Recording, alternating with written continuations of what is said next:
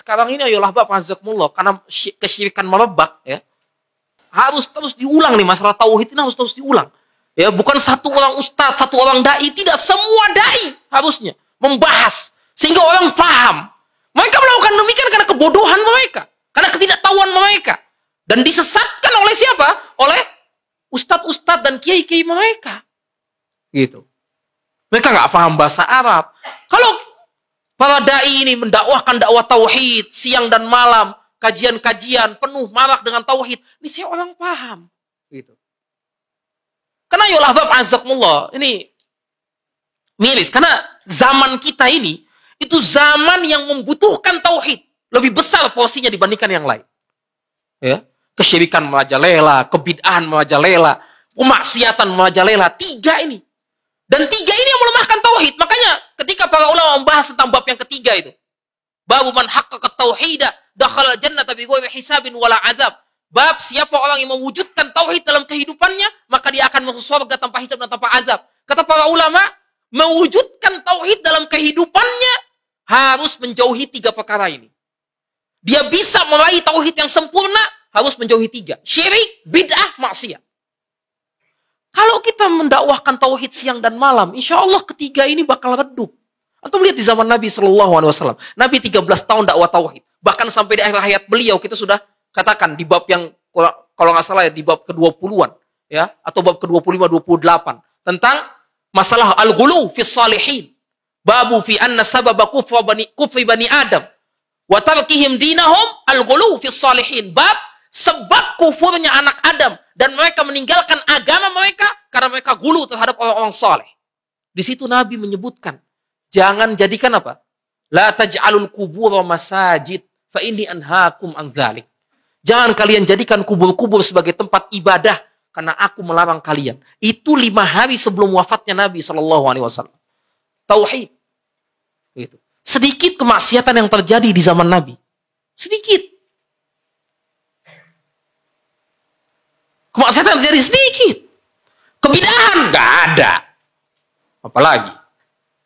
Kesyirikan tidak ada. Tapi Nabi wanti-wanti. Syirik besar tidak ada. Tapi syirik kecil Nabi wanti-wanti. Inna akhwafa ma akhafu alaikum asyirkul asghar. Sungguh yang paling aku takutkan atas kalian yaitu syirik kecil. Kalau apa syirkul asghar? Qala ar-riya. Apa itu syirik kecil? Yaitu riya. Nanti akan kita bahas sendiri dalam bab tersendiri. Oleh penulis dibahas. Nanti akan kita bahas apa itu riya dan lain sebagainya macam-macam. Gitu. Makanya ya Allah Bapak azakumullah, penting kita mengulang-ulang pembahasan tentang tauhid. Karena memang zamannya kita hidup di zaman yang penuh dengan kesyirikan, penuh dengan kebid'ahan, penuh dengan maksiat, gitu. Orang banyak yang nggak paham tentang tauhid itu apa. Kita ketika mendakwakan tauhid bukan hanya kepada orang yang berbuat syirik, bukan, tapi juga kepada orang-orang yang mengaku mentauhidkan Allah SWT. Kenapa? Karena banyak dari mereka yang nggak tahu apa itu tauhid. Saya mentauhidkan Allah, tapi nggak tahu apa itu tauhid, apa itu perbuatan syirik, sehingga sebagian dari mereka sadar atau tidak sadar jatuh ke dalam perbuatan syirik. Orang yang mengikuti sunnah, yang udah dapat hidayah sunnah, nggak tahu apa tentang tauhid. Yalah Bapak azakumullah. Berapa banyak buku tentang tauhid yang sudah kita baca? Nggak usah begitu. Usul salasah. Saya yakin depan saya ini yang begitu banyak nih, ya. Usul salasah mungkin sebagian kecil dari antum saja yang sudah tamat.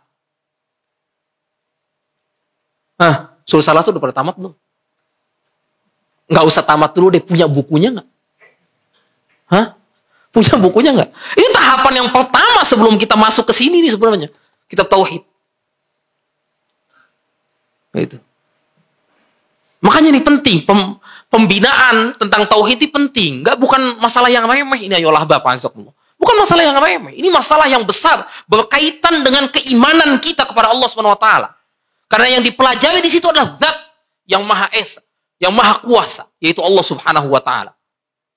Ini harus kita ulang-ulang terus-menerus.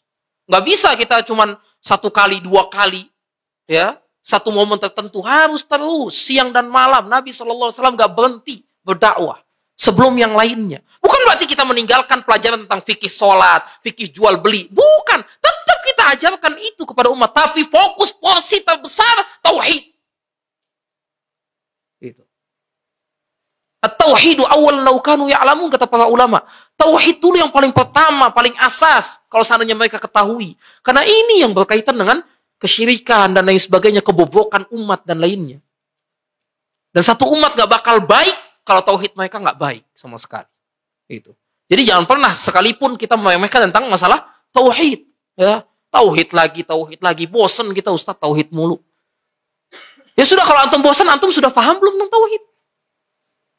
Dari A sampai Z tentang tauhid, bagaimana kesyirikan-kesyirikan. Antum sudah bisa menilai bahwa itu syirik dan lain sebagainya, dengan dalil-dalilnya dan lain sebagainya. Bisa tidak? Antum sudah kuasai tentang tauhid itu. Orang yang mentauhidkan Allah saja bisa saja tergelincir ke dalam perbuatan syirik, apalagi orang yang tidak mentauhidkan Allah Subhanahu wa taala, yang enggak tahu sama sekali. Makanya Imam Muhammad bin Wahab dalam kitab beliau Kasyfus Syubuhat, ketika beliau mengambil fikih dari hadis Zatu Anwat, ya, sahabat, ini bicara tentang sahabat. Antum lihat nanti dalam kitab Kasyfus Syubuhat. Saya sudah bahas Kasyfus Syubuhat, selesai.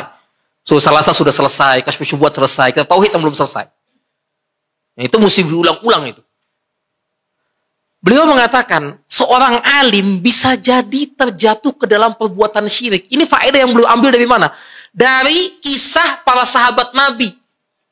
Ketika melewati sebagian sahabat, bukan seluruh sahabat, sebagian sahabat Nabi, ketika mereka melewati satu pohon yang namanya Zatu Anwat. Di mana pohon Zatu Anwat, ini orang-orang musyrik itu menggantungkan senjata mereka di pohon tadi. Untuk apa? Agar sakti. Kalau senjata itu digantungkan di pohon itu, maka senjata tadi akan ampuh untuk menghantam musuh. Ketika para sahabat, sebagian kecil sahabat tadi melewati pohon tadi, mereka meminta kepada Nabi Muhammad SAW. Wahai Nabi, ij'al lana dzata anwatin kama lahum dzatu anwatin. Wahai Nabi, tolong jadikan kami Zatu Anwat sebagaimana mereka punya Zatu Anwat. Ini sahabat. Nabi langsung teriak, Allahu Akbar, inna sunan. Qultum walladhi nafsi biyadihi kama qala Bani Israel li Musa alaihi salam. Allahu Akbar, Allah Maha Besar. Sesungguhnya ini merupakan jalan yang kalian ikuti dari pendahulu kalian. Kalian telah mengatakan sesuatu yang dikatakan oleh Bani Israel kepada Nabi Musa alaihissalam. Ketika Bani Israel sudah ditolong sama Allah. Antum lihat dalam surat Al-A'raf. Ayat 138. Allah mengatakan, wajawazna bi Bani Israel al-bahra fa'atau ala qaumin ya'kufuna ala asnamin lahum. Qalu ya Musa ij'al lana ilahan kama lahum alihah. Qala innakum qaumun tajhalun.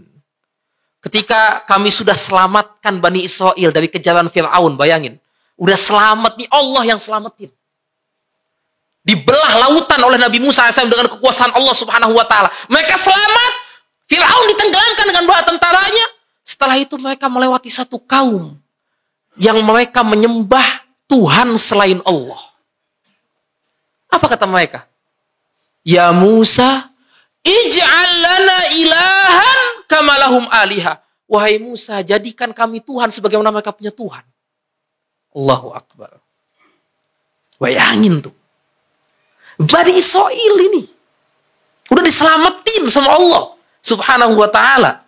Jadikan kami Tuhan sebagaimana mereka punya Tuhan. Qala innakum qaumun tajhalun. Kalian ini sungguh bodoh kalian ini. Kata Nabi Musa alaihissalam. Gitu. Jadi kalian telah mengatakan sesuatu, mengucapkan sesuatu sebagaimana Bani Israil ucapkan kepada Nabi Musa. Jadikan kami Zatu Anwat sebagaimana mereka memiliki Zatu Anwat. Kata Syekh Muhammad bin Wahab mengatakan seorang alim bisa saja tergelincir ke dalam perbuatan kesyirikan tanpa dia sadari. Bagaimana kalau bukan alim? Ayolah bab, azakumullah.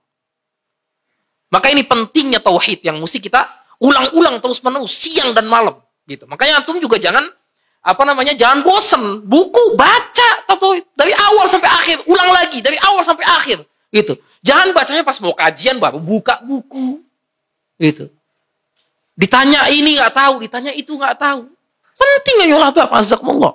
Buat pondasi kita, buat pertahanan diri kita. Dari apa? Dari musuh terbesar kita, kesyirikan yang membuat kita keluar dari Islam. Gitu. Dari kebid'ahan dan juga dari maksiat. Karena orang bisa jatuh ke dalam bid'ah, orang bisa jatuh ke dalam maksiat. Kenapa? Karena kekurangan tauhidnya dia, kurangnya tauhid dia kepada Allah Subhanahu wa taala. Semakin kuat tauhid seseorang, maka semakin jauh dia dari perbuatan bid'ah, semakin jauh dia dari perbuatan maksiat, apalagi semakin jauh dia dari perbuatan syirik kepada Allah Subhanahu wa taala. Gitu. Nah, ini yang mesti diperhatikan ayolah Bapak azakumullah. Mudah-mudahan manfaat untuk diri saya dan untuk antum semuanya. Subhanallah bihamdik, asyhadu an la ilaha illa anta astaghfiruka wa atubu ilaik. Assalamualaikum warahmatullahi wabarakatuh.